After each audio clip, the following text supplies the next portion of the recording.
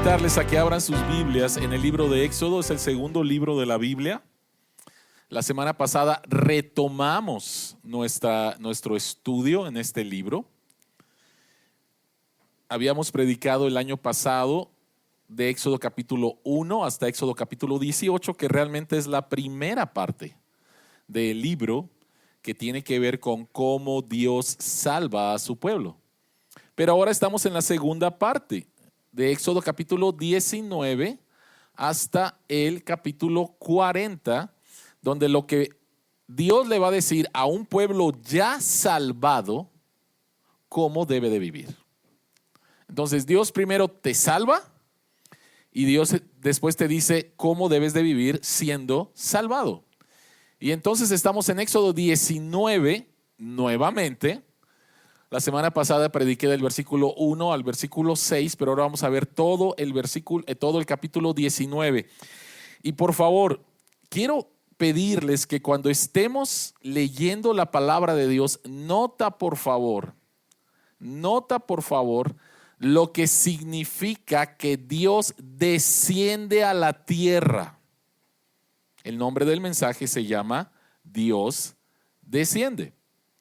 Éxodo capítulo 19. Y por favor, quiero que vean, quiero que noten. No sé si alguna vez has pensado, oye, ¿cómo sería que de repente se apareciera un ovni? O los extraterrestres, o qué sé yo, ¿no? Lo más parecido que he visto en películas a lo que vamos a ver es, ¿cómo se llama esta película? Se me acaba de ir. El Día de la Independencia. Muchas gracias. Lo más parecido, y se queda corto. Por favor, noten. ¿Cómo sería que Dios se apareciera? Por favor, quiero que noten. No tan solo cómo Dios aparece y lo que pasa en la creación, sino la respuesta del pueblo de Dios. Esta es la palabra del Señor en Éxodo capítulo 19. Los israelitas llegaron al desierto del Sinaí a los 3 meses de haber salido de Egipto. Después de partir de Refidín, se internaron en el desierto del Sinaí y allí en el desierto acamparon frente al monte, al cual subió Moisés para encontrarse con Dios, y desde allí lo llamó el Señor y le dijo: anúnciale esto al pueblo de Jacob, declárale esto al pueblo de Israel. Ustedes son testigos de lo que hice con Egipto y de que los he traído hacia mí como sobre alas de águila. Y ahora ustedes me son del todo obedientes y cumplen mi pacto, serán mi propiedad exclusiva entre todas las naciones. Aunque toda la tierra me pertenece, ustedes serán para mí un reino de sacerdotes y una nación santa. Comunícales todo esto a los israelitas. Moisés volvió y convocó a los ancianos del pueblo para exponerles todas estas palabras que el Señor le había ordenado comunicarles, y todo el pueblo respondió a una sola voz: cumpliremos con todo lo que el Señor nos ha ordenado. Así que Moisés le llevó al Señor la respuesta del pueblo, y el Señor le dijo: voy a presentarme ante ti en medio de una densa nube, para que el pueblo me oiga hablar contigo y así tenga siempre confianza en ti. Moisés refirió al Señor lo que el pueblo le había dicho, y el Señor le dijo: ve y consagra al pueblo hoy y mañana. Diles que laven sus ropas y que se preparen para el tercer día, porque en ese mismo día yo descenderé sobre el monte Sinaí a la vista de todo el pueblo. Pon un cerco alrededor del monte para que el pueblo no pase. Diles que no suban al monte y que ni siquiera pongan un pie en él, pues cualquiera que lo toque será condenado a muerte. Sea hombre o animal, no quedará con vida. Quien se atreva a tocarlo morirá a pedradas o a flechazos. Solo podrán subir al monte cuando se oiga el toque largo de la trompeta. En cuanto Moisés bajó del monte, consagró al pueblo. Ellos por su parte lavaron sus ropas. Luego Moisés les dijo: prepárense para el tercer día y absténganse de relaciones sexuales. En la madrugada del tercer día hubo truenos y relámpagos, y una densa nube se posó sobre el monte. Un toque fuerte de trompeta puso a temblar a todos los que estaban en el campamento. Entonces Moisés sacó del campamento al pueblo para que fuera a su encuentro con Dios, y allí ellos se detuvieron al pie del monte Sinaí. El monte estaba cubierto de humo porque el Señor había descendido sobre él en medio de fuego. Era tanto el humo que salía del monte que parecía un horno. Todo el monte se sacudía violentamente y el sonido de la trompeta era cada vez más fuerte. Entonces habló Moisés y Dios le respondió en el trueno. El Señor descendió a la cumbre del monte Sinaí y desde allí llamó a Moisés para que subiera. Cuando Moisés llegó a la cumbre, el Señor le dijo: baja y advierte al pueblo que no intenten ir más allá del cerco para verme, no sea que muchos de ellos pierdan la vida. Hasta los sacerdotes que se acercan a mí deben consagrarse. De lo contrario, yo arremeteré contra ellos. Moisés le dijo al Señor: el pueblo no puede subir al monte Sinaí, pues tú mismo nos has advertido. Pon un cerco alrededor del monte y conságramelo. El Señor le respondió: baja y dile a Aarón que suba contigo, pero ni los sacerdotes ni el pueblo deben intentar subir a donde estoy, pues de lo contrario yo arremeteré contra ellos. Moisés bajó y repitió eso mismo al pueblo. Padre que estás en los cielos, abre nuestros ojos para ver las maravillas que hay en tu ley y que tu Espíritu Santo nos guíe a toda la verdad del Evangelio, la creamos y seamos transformados. En el nombre de Jesús, amén. Yo creo que tenía 16 años, vivía con mis padres en Acapulco, tenía aproximadamente como un año que me había convertido, que había creído, Dios había tenido misericordia de mí, abrió mis ojos para darme cuenta que era un pecador y había creído en Jesucristo como mi Salvador. La iglesia era algo para mí completamente nuevo y me encantó la iglesia y me encantó el grupo de jóvenes e inmediatamente quise estar activo y una de las cosas que quería hacer era dar clases. Así que me dieron una clase y durante algunos domingos estuve dando clase, pero un domingo la iglesia estaba un poco lejos de la casa de mis padres, entonces le pedí a mi padre que me prestara su coche, ¿sí? Entonces mi papá me dijo que sí. Un día antes lavé el coche, lo dejé reluciente, preparé mi clase y yo ya estaba listo. Salí temprano con tiempo, así que iba manejando por la costera Miguel Alemán en Acapulco. Y a la altura del muelle donde llegan los barcos, hay una curva y yo me distraje porque me estaba cayendo agua de una parte que no se había secado bien del coche. Y entonces yo empecé a ver de dónde era, me distraje completamente, no tenía mucha experiencia para manejar y cuando volteé al frente me metí debajo de un camión. Lo primero que me vino a la mente, ¿qué fue? Mi papá me va a matar. No me maté, pero mi papá me va a matar. ¿Sí? O sea, el coche quedó destrozado, por la gracia del Señor yo no morí, pero eso fue mi primer pensamiento. ¿Cuáles han sido tus pensamientos cuando en algún trabajo, en alguna relación, en la escuela, la regaste y vas a tener que comparecer ante la autoridad? ¿Cuáles son tus pensamientos? ¿Cuáles son tus pensamientos? Cuando la regaste, o sea, es tu culpa y estás ahí, ¿no? Al lado de a lo mejor te llevaron a la dirección de la escuela y estás ahí y de repente te dicen: ahí viene la directora, ¿no? ¿Qué será peor, directora o director? No lo sé, ¿no? Pero ahí viene, ¿no? Y tú no estás con confianza. Todo lo contrario, o sea, sabes que es tu culpa y viene nuevamente a decirte qué hiciste. ¿Cómo te sientes?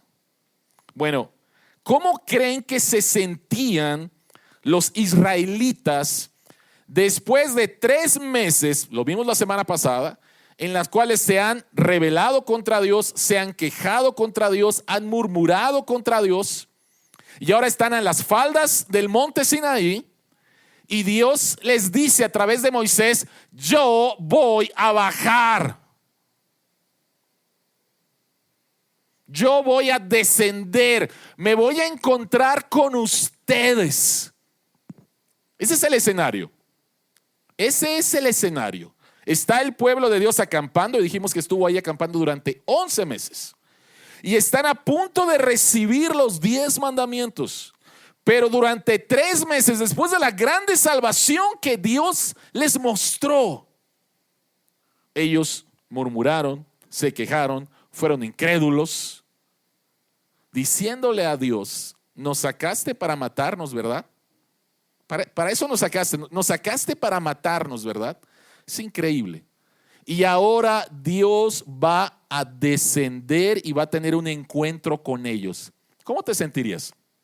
¿Cómo te has sentido cuando lo has regado y te tienes que presentar delante de una autoridad? Todavía más. ¿Cómo te has sentido cuando sabes que has pecado contra Dios?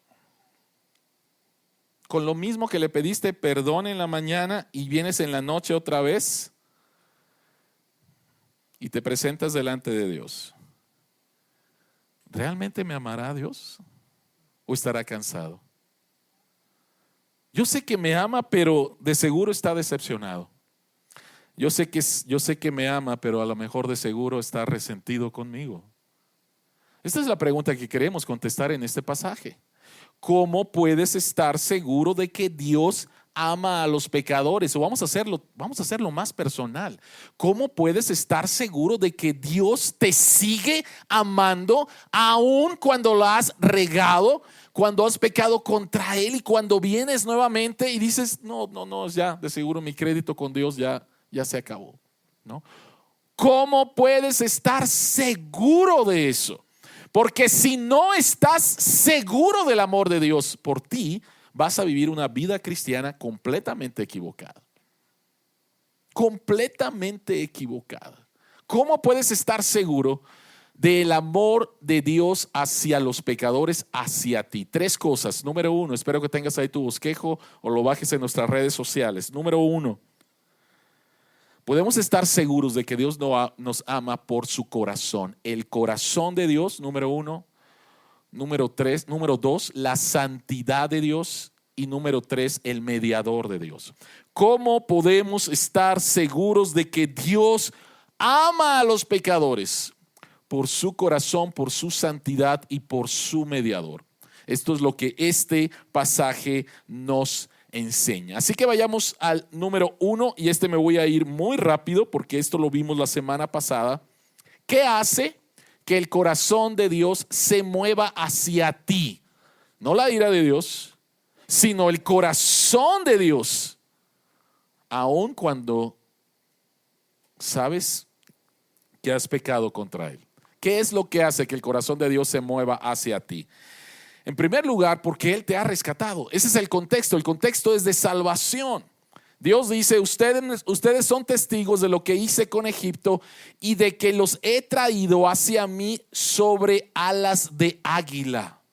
Me encanta que Dios nos hable y nos ilustre lo que quiere decir. Y lo que Él está hablando aquí es de cómo Él salvó a su pueblo. Y utiliza esta imagen. Por un lado, las águilas son aves de rapiña. ¿Qué significa eso? Que van en contra de sus enemigos.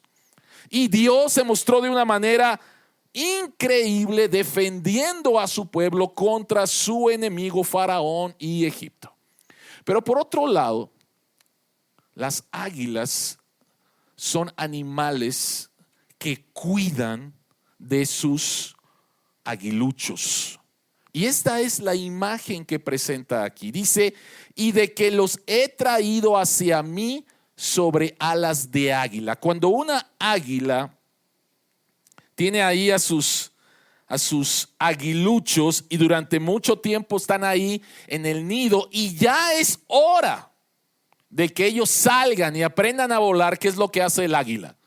El águila los toma entre sus garras, está volando y de repente lo suelta, ¿no? De repente lo suelta y algunos, imagínense por favor, ¿no? Algunos a lo mejor inmediatamente le agarran de qué se trata esto de volar y qué bueno que tengo alas, ¿no? Pero otros no.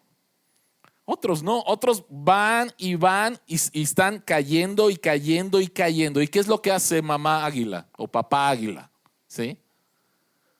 Volando va a rescatarlo con sus alas, y el aguilucho cae y otra vez lo vuelve a llevar hacia el nido para otra vez enseñarle cómo se debe de hacer. Y esa es una imagen de cuidado.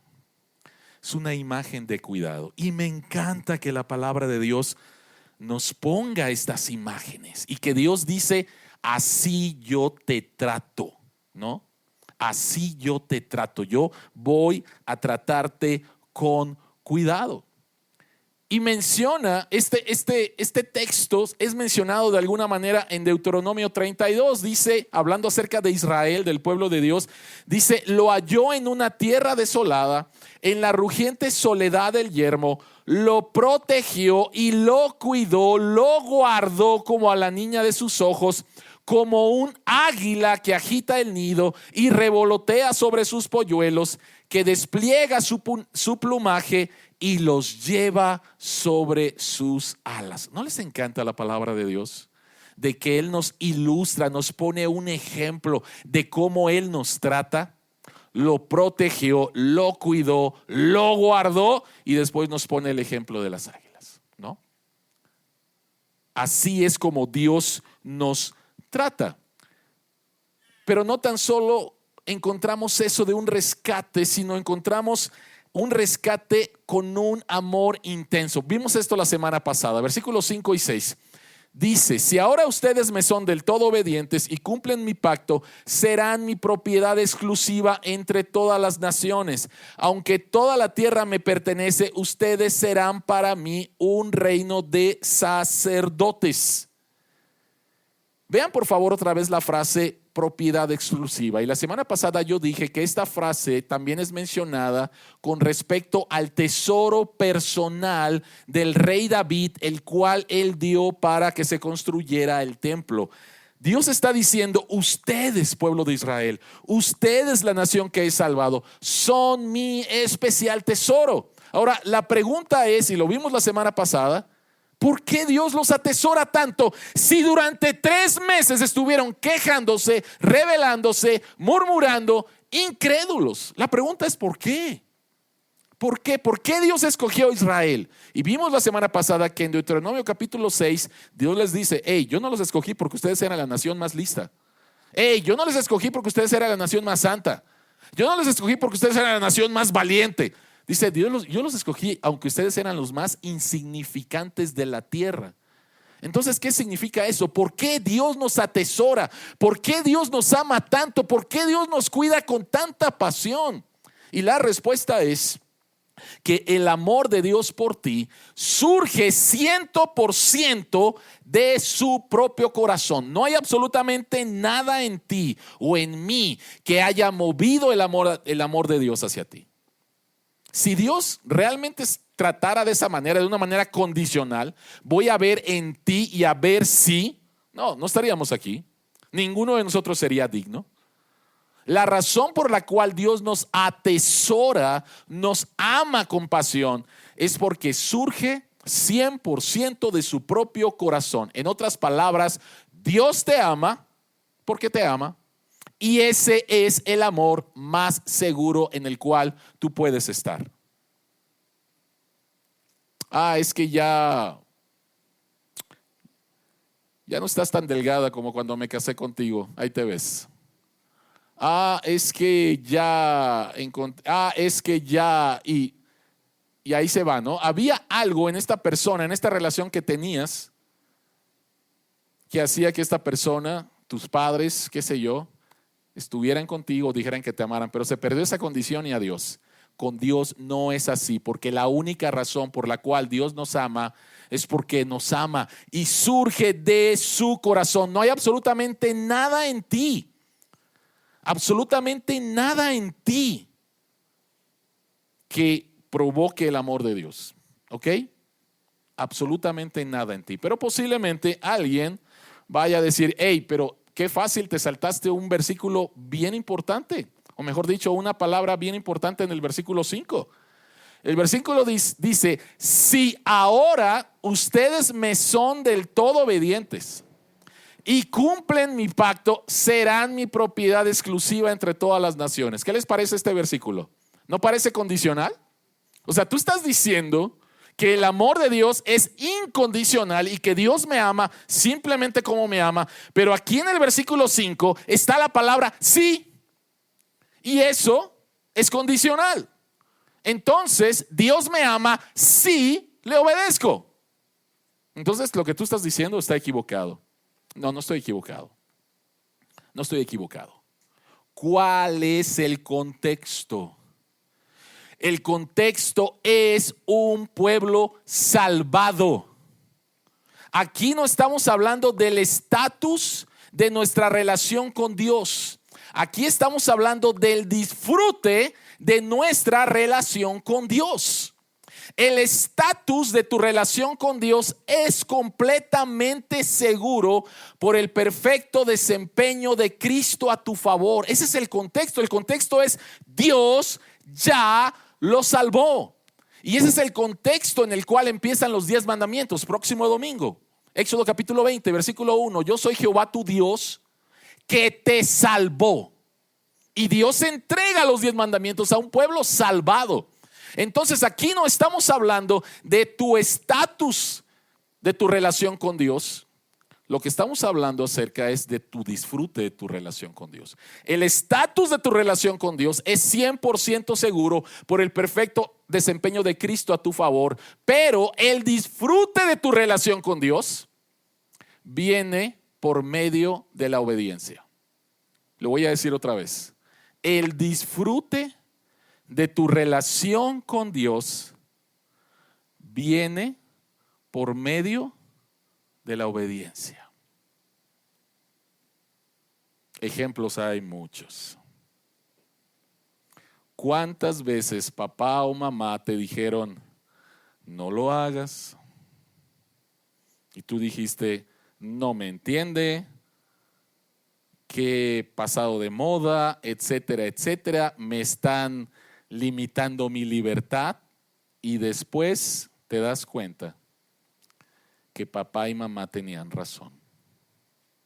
Y te metiste en una bronca muy seria por pensar nuevamente que simplemente papá o mamá estaban tratando de restringir tu libertad. Cuando papá y mamá solamente te estaban diciendo, ¿quieres disfrutar? ¿Quieres darte cuenta de cuánto te amo? Este es el camino. Entonces, querida iglesia, esto es bien importante para poder entender cómo vivir como un pueblo de Dios. Nuestro estatus es seguro en Cristo.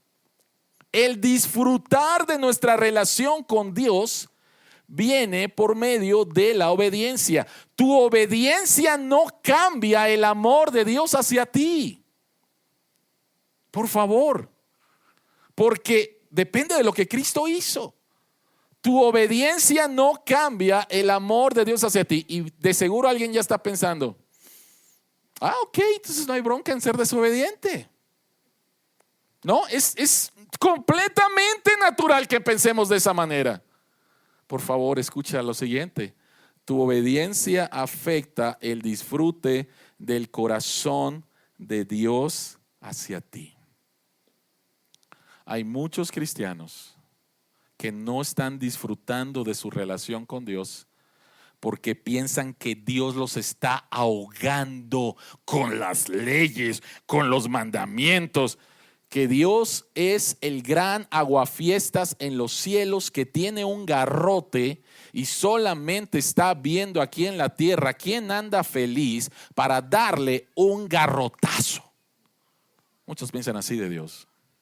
Tristemente muchos piensan así de Dios. Ese no es el Dios de las Escrituras. Yo te traje sobre alas de águila. Yo te he salvado. Tú eres mi especial tesoro. Tu estatus como hijo no está en peligro porque yo ya actué. Tu disfrute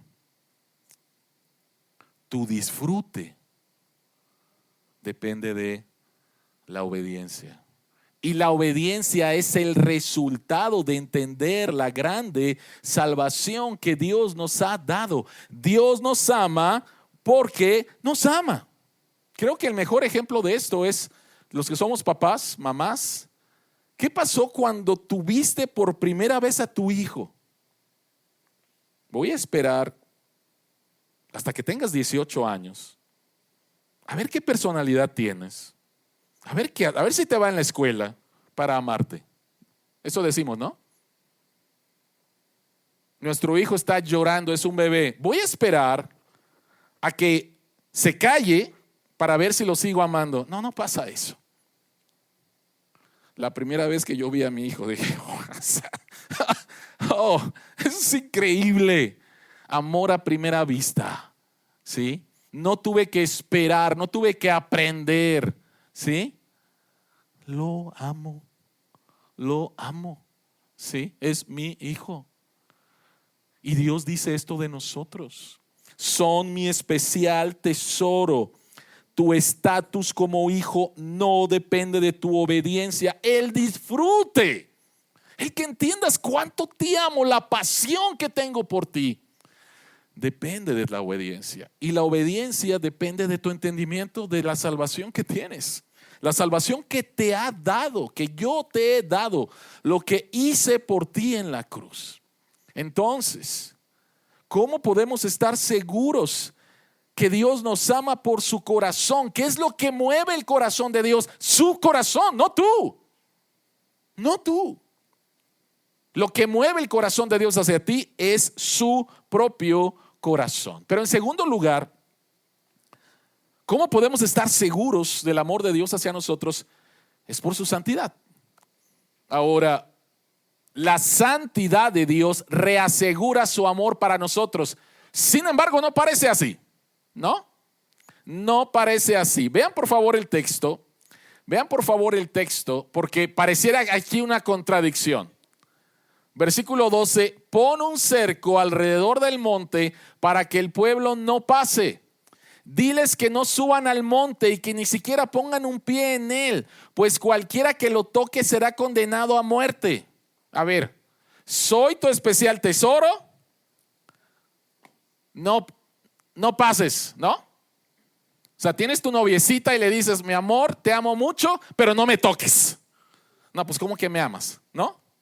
Y Dios está diciendo, ustedes son mi especial tesoro, yo voy a bajar, pero ni se acerquen, ni se acerquen. Entonces, ¿qué? O sea, ¿sí soy tu especial tesoro o no soy tu especial tesoro? La santidad de Dios reasegura su amor por nosotros, porque en la santidad de Dios encontramos gracia. Y en este evento de que Dios les dice a Moisés, pon un cerco, encontramos gracia. ¿Por qué? La santidad de Dios es un atributo activo, no pasivo de Dios. Es un atributo activo de Dios. Y esto ya lo dije cuando predicamos Éxodo 3. La santidad de Dios es una fuerza activa que acepta todo lo que es conforme a ella y destruye todo lo que no es conforme a ella. Piensa por favor en la santidad de Dios como un reactor nuclear. ¿Qué haces si alguien tiene que ir a acercarse a un reactor nuclear? ¿Así tranquilamente como estoy vestido? No. Se pone un traje especial porque es peligroso. Y aún aunque tenga un traje especial, no me puedo acercar tanto a un reactor nuclear o quedarme tanto donde está el reactor nuclear. La santidad de Dios es una fuerza activa que acepta todo lo que es conforme a ella. Entonces, Dios santo encuentra algo santo y lo absorbe. Dios santo encuentra algo santo y lo absorbe. Dios santo encuentra un pecado, algo que no es santo, y lo destruye. Lo destruye. El hecho de que Dios ponga un cerco para que su pueblo no pase es porque Dios sabe que su pueblo es un pueblo que ha pecado. Y si ellos se atreven a pasar, van a ser destruidos por la santidad de Dios. Entonces, cuando entendemos esto, la santidad de Dios se convierte en un aliado, no en un enemigo. se convierte en un aliado. Por causa de su santidad, Dios pone estos límites porque Él está comprometido a destruir el pecado de su pueblo sin destruirlos a ellos. Destruir el pecado de su pueblo sin destruirlos a ellos. Entonces, ¿cómo nos podemos acercar a Dios? Y Dios manda unas instrucciones, ¿no? Dios da unas instrucciones. Y el Señor le dijo a Moisés: ve y consagra al pueblo, diles que laven sus ropas y que se preparen para el tercer día, porque en ese mismo día yo voy a descender sobre el monte Sinaí a la vista de todo el pueblo. Luego Moisés les dijo: prepárense para el tercer día y absténganse de relaciones sexuales. En otras palabras, prepárense. Por un lado, el lavar la ropa es un simbolismo de purificación, simplemente. Y el hecho de que Dios les diga que se abstengan de relaciones sexuales, las cuales son buenas en el contexto de un matrimonio, es simplemente para estar enfocado. Es como un ayuno. Quiero, por favor, que te prepares. No. El día de ayer fue que la coronación del rey Carlos III de Inglaterra, ¿no? ¿Y ustedes creen que las personas que fueron invitados dijeron ayer en la mañana: ¿y qué me pongo? ¿Ustedes creen eso? No, se estuvieron preparando, ¿no? Todas las personas que estuvieron ahí se estuvieron preparando para ese evento. Dios les dice: prepárense. Por un lado, ropas limpias significa me voy a acercar a un Dios santo. De alguna manera tengo que estar purificado, y simplemente un simbolismo. Y el hecho de un ayuno en relaciones sexuales para los matrimonios, ¿sí? Es: quiero que estés enfocado. Entonces, prepárate para mi encuentro con un Dios santo, ¿ok? Y continúa la historia. El Señor descendió a la cumbre del monte Sinaí. Desde allí llamó a Moisés para que subiera. Cuando Moisés llegó a la cumbre, el Señor le dijo: baja y advierte al pueblo que no intenten ir más allá del cerco para verme, no sea que muchos de ellos pierdan la vida. Segunda vez que Dios se lo dice. En este pasaje encontramos a Moisés subiendo y bajando, hiking, ¿no? Subiendo 3 veces. Se aventó el monte Sinaí 3 veces, ¿sí? En este pasaje. Pero esta es la segunda vez en que Dios le dice: sube, y las instrucciones que le da son las mismas. Vean la respuesta de Moisés. Moisés le dijo al Señor: el pueblo no puede subir al monte Sinaí, pues tú mismo nos has advertido. ¿Alguna vez te han dado una orden y te la vuelven a dar? ¿Y qué dices tú? ¿Qué dices tú? ¿Por qué me lo dices por segunda vez? ¿Crees que soy un tonto? Ya me lo dijiste, ¿por qué me lo repites? ¿No? Así somos. Así que Dios le dice a Moisés: Moisés sube. Moisés vuelve a subir, segunda vez. A ver qué me va a decir Dios. Dios le dice exactamente lo mismo. ¿Por qué Dios por segunda vez manda a Moisés a advertir al pueblo que no puede acercarse? ¿Por qué? La santidad de Dios es tal que ninguna preparación humana puede satisfacer sus demandas. En otras palabras, primera vez, Moisés baja: hey, prepárense, ¿ok? Y da instrucciones. Ya lo dijo. Y posiblemente en el pueblo digan: pues ya, aquí está mi ropita limpia. Mi esposa y yo acordamos, estamos bastante enfocados. Ya estamos preparados, vayamos, subamos el monte. Dios dice no.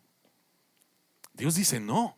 Les tiene que decir que no, porque la santidad de Dios es tal que ninguna preparación humana puede satisfacer sus demandas. ¿Qué significa esto? Tu santidad no es la santidad de Dios.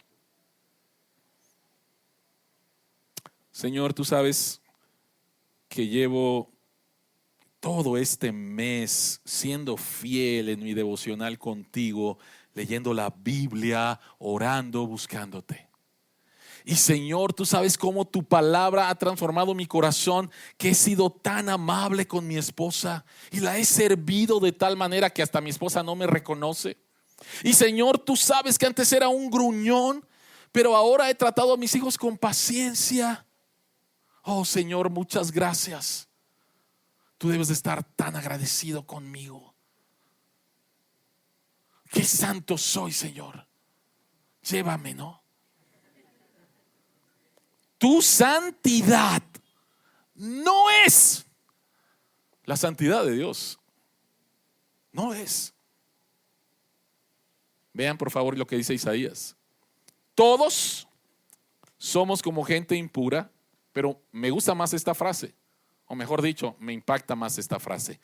Todos nuestros actos de justicia son como trapos de inmundicia. Lo mejor de mí, mis actos de justicia, mi obediencia, todas las cosas buenas que he hecho, y vengo delante del Señor y le digo al Señor, tú debes de estar bien feliz conmigo, Señor. Mira. Dios dice,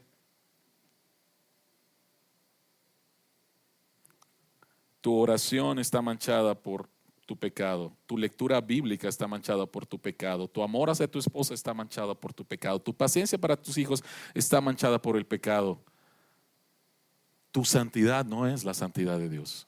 Y el problema es este. El problema es cuando juntas tu santidad con el amor de Dios y piensas que Dios te ama porque eres santo, porque has obedecido un día, 2 días, 3 días, un mes, qué sé yo. Entonces los unes y piensas que Dios te ama porque has sido obediente. Eso es una mentira. Porque mientras eres obediente, qué padre, ¿verdad? El problema es que no eres obediente siempre. Y aún en tu propia obediencia, tus motivos. ¿Por qué eres obediente? Porque quieres ganarte el favor de Dios. ¿Recuerdan que les dije la semana pasada? El cristiano promedio utiliza las disciplinas espirituales para sobornar a Dios. Señor, ya di el diezmo, bendíceme. Señor, ya oré, bendíceme. Señor, ya leí, bendíceme, ¿no? Se trata de sobornar a Dios. No puede ser así. No puede ser así. Entonces la pregunta es, si no puede ser así, si la santidad de Dios, si mi santidad no es la santidad de Dios, y Dios pone un cerco para que su pueblo no pase, porque es un pueblo pecador, entonces ¿cómo podemos conocer a Dios? ¿Cómo podemos conocer a Dios? Y entonces vemos el mediador de Dios. ¿Cómo puedes estar seguro del amor de Dios hacia ti? Por su corazón, por su santidad, la cual va a destruir tu pecado, pero no te va a destruir a ti. Y número 3, por el mediador. El mediador. En primer lugar, en el centro de esta historia tenemos a Moisés fungiendo como el mediador entre Dios y su pueblo. Cuando Israel quiere hablar con Dios, hablan con Moisés. Cuando Dios quiere hablar con Israel, habla con Moisés. Y esto es muy notable en el versículo 14. En cuanto Moisés bajó del monte, consagra al pueblo. Él es el mediador. El problema con Moisés, ¿cuál fue? Que no fue perfecto. No fue perfecto. Hay un pasaje donde el pueblo de Dios vuelve a pecar y vuelve a murmurar y andan diciendo, vamos a ver, por favor, vamos a quitar a Moisés, ¿no?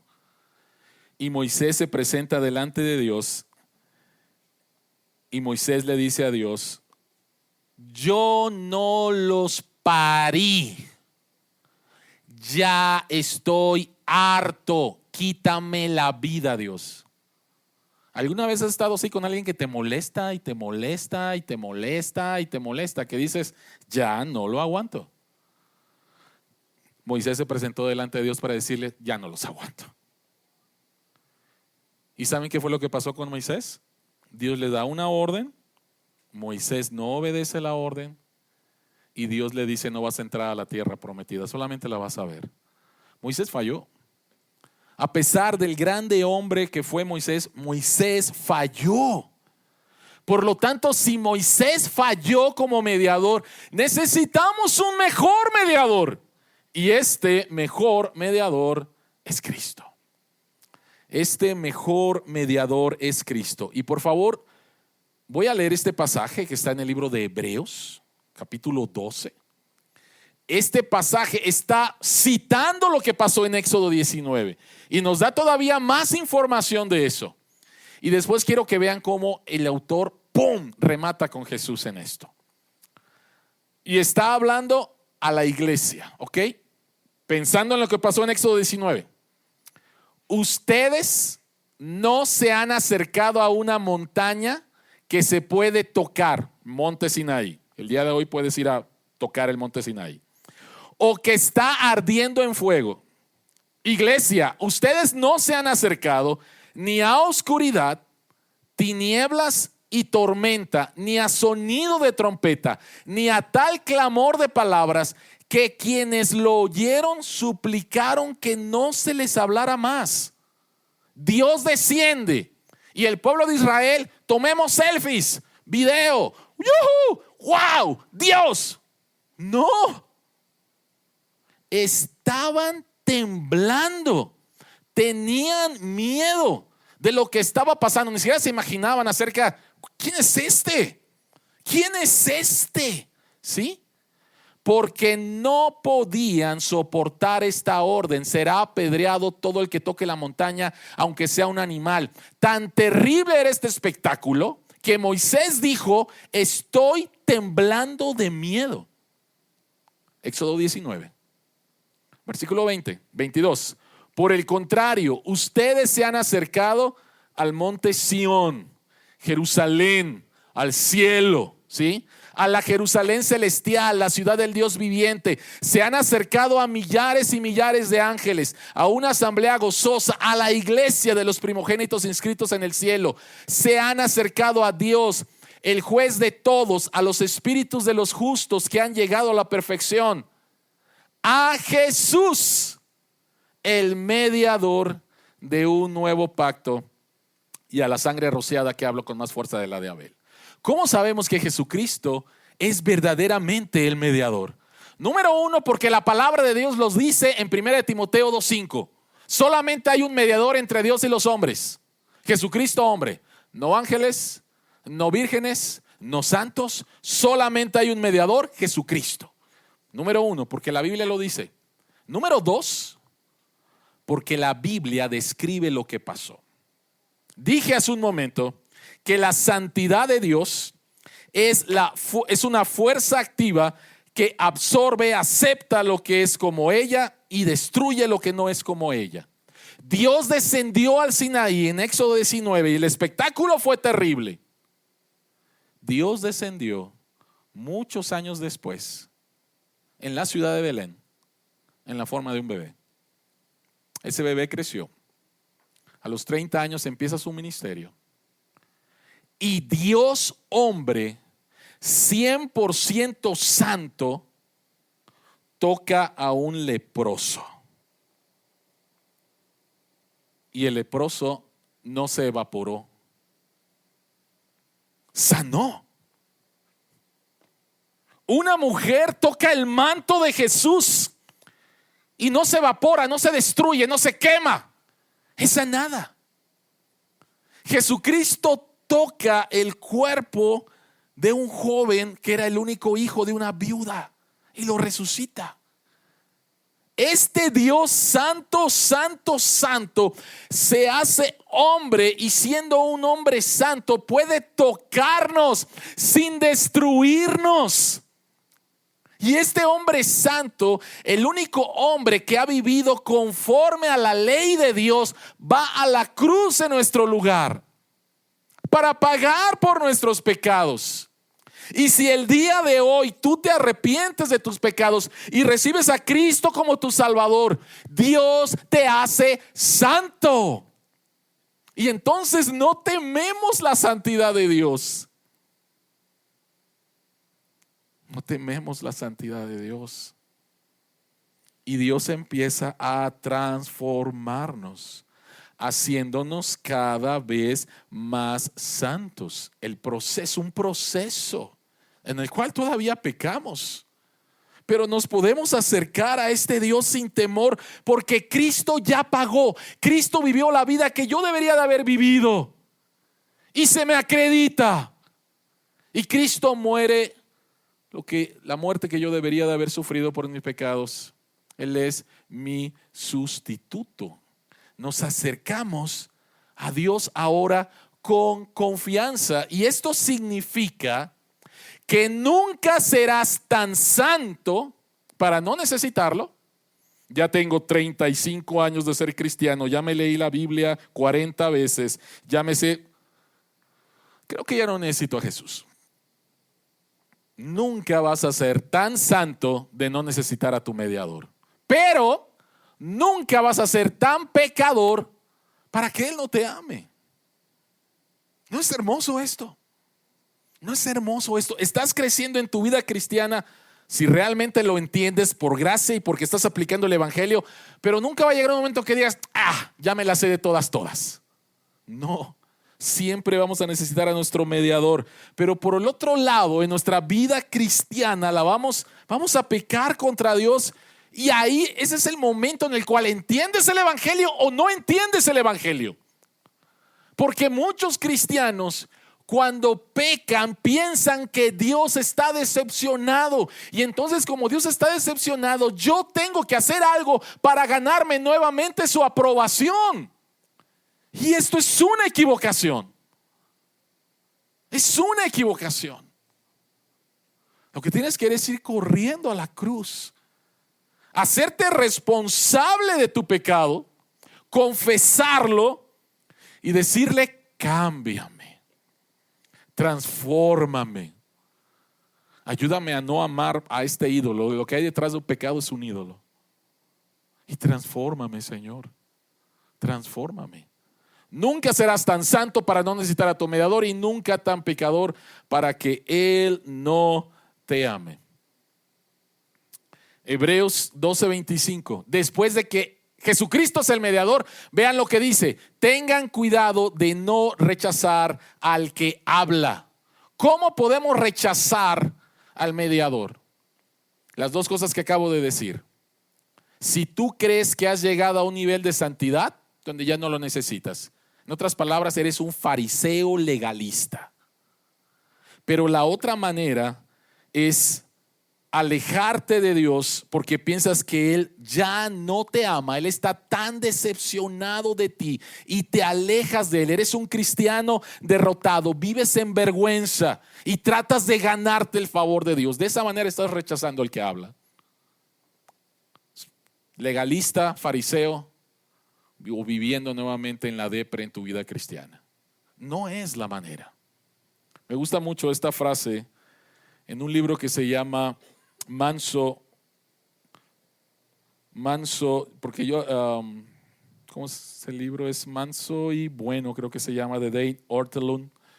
Y cita a este Thomas Goodwin, un puritano del siglo XVIII, y dice: el gozo, el consuelo, la felicidad y la gloria de Cristo aumentan y se intensifican cuando muestra gracia y misericordia, perdona, alivia y consuela a sus seguidores aquí en la tierra.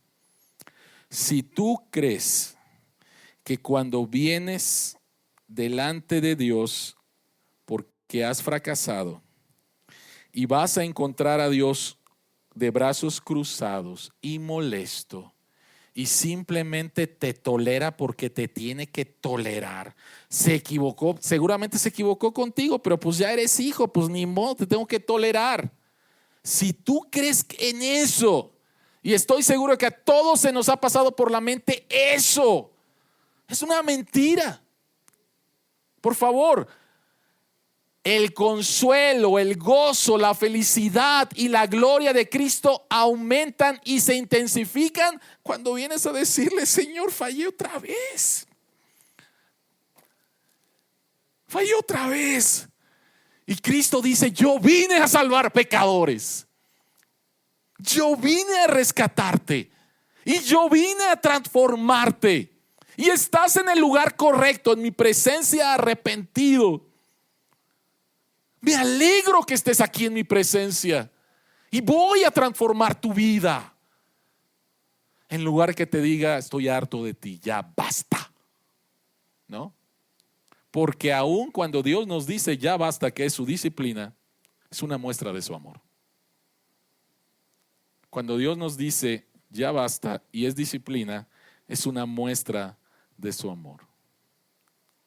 Dejemos la mentira de este Dios molesto, enojado, tan santo que no me puedo acercar a Él. Cristo, Dios el Hijo, ha transformado todo esto. Entonces nos podemos acercar, como dice el autor de Hebreos capítulo 4, con confianza. Acerquémonos pues con confianza al trono, sabiendo que vamos a alcanzar gracia y misericordia para el momento en el cual lo necesitamos. ¿Cómo sabemos que Dios ama a los pecadores? Por su corazón, por su santidad y por su mediador, que es Cristo. Oremos. Señor que estás en los cielos, queremos alabar y bendecir tu nombre, porque tu amor es increíble, tu salvación es increíble y tenemos un mediador increíble. Señor, transforma nuestra manera de pensar y de verte. Ayúdanos, Señor, a que cuando fallemos, vayamos corriendo a la cruz para recibir la limpieza que necesitamos y la fuerza que necesitamos para obedecerte. Permite que nuestra obediencia, Señor, sea en respuesta a nuestro entendimiento de la salvación que nos has dado y podamos disfrutarte. Podamos disfrutarte, Señor. Padre, sigue haciendo tu obra en nuestros corazones. Sana, Señor, a los que ahorita están desanimados en su vida cristiana y que piensan que tienen que volverse a ganar tu amor, o que no se perdonan a ellos mismos cuando tú ya los has perdonado. Señor, haz tu obra en ellos y que puedan tener el gozo de tu salvación, como dice el rey David en el Salmo 51. En el nombre de Jesús. Amén.